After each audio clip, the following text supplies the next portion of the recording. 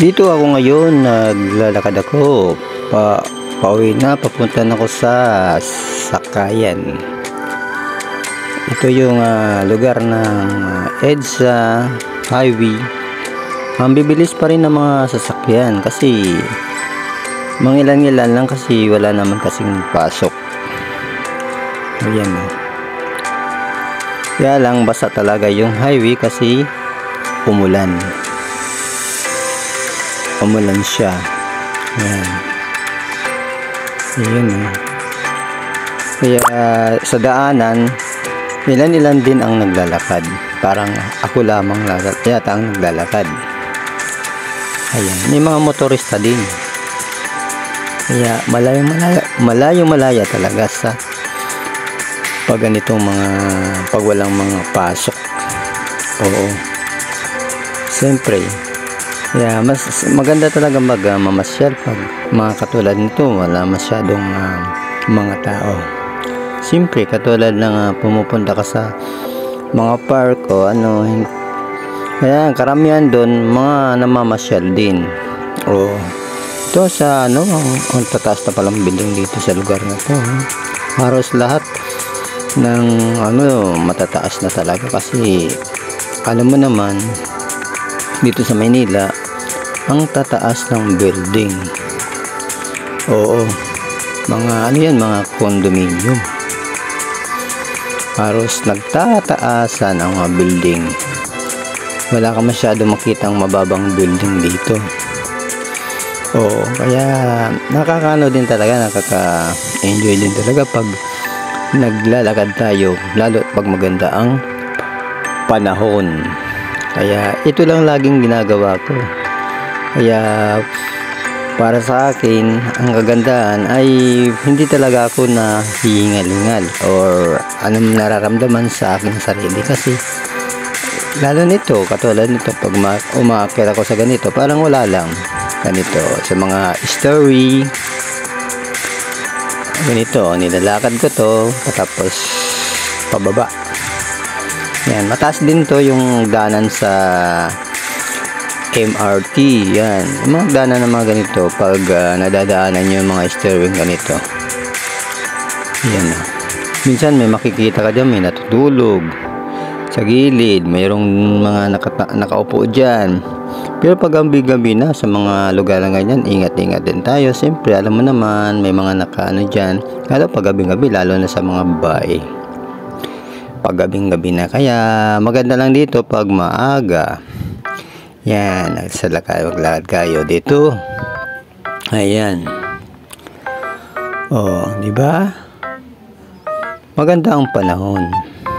Kaya nakaka-excite din pag lalo na pag umuwi ako, pag nakikita kong sobrang traffic, hindi na gumagalaw ang sasakyan. Kaya ang ginagawa ko, nilalakad ko na lang. Pero na almost time na kukuha ko naman sa 2 oras pag naglalakad ako hanggang sa nakakarating ako sa bahay. Oo. Paglalakad mo, malay mo, syortehin ka sa paglalakad mo, may mapulot ka dyan. Nung nakasakay ako sa tricycle, may nakita ako doon na doon sa kaso malayo na. Hindi ko na kinuha yun. Sayang, no? Kaya may mga magagandang din, mga makikita kang mga bagay na pag naglalakad ka. Mga blessing din yan. Kaya yan din ang mga kagandahan yan, lalo na minsan may nalaglag na dyan yung mga sa highway, mga kung ano-anong mga dyan, mga walang may-ari yan. Pero pag may may-ari, kailangan natin isuli yan, lalo na sa office o anuman sa lugar na may-ari, kailangan natin isusuli talaga, lalo may identification na ID. Oo, kailangan natin yan kasi kailangan din nila yan sa kanilang, lalo sa trabaho nila yan. Kaya yan ang kahalagahan sa atin, lalo na katulad sa atin na iwan din na yung ID natin. Siyempre ibabalik yan, o minsan itatawag na yun, lalo pag mga mahalagang identification. Kaya maraming salamat sa mga babalik ng mga importanteng mga bagay. Kaya maraming salamat. Minsan naaalala ko din pag naglalakad ako dito, sana Lord ano natin yung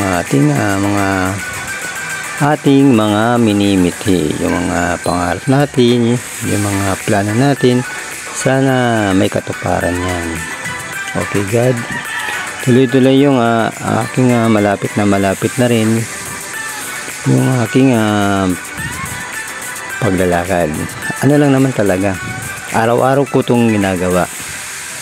Yung pag uwi ko at pag papasok ako sa trabaho ko. Ayan.